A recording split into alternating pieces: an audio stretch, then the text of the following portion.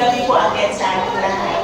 Kasi mga background kasi may sabi ko na yung background. Sa household kasi namin, bawat isa sa amin na pisong kami. Nagiging kami noong 10 years ago. Tapos payat pa kami, di ba? Mga ganyan. Yun, nakakasaya. So again, sis and bro, maraming salamat.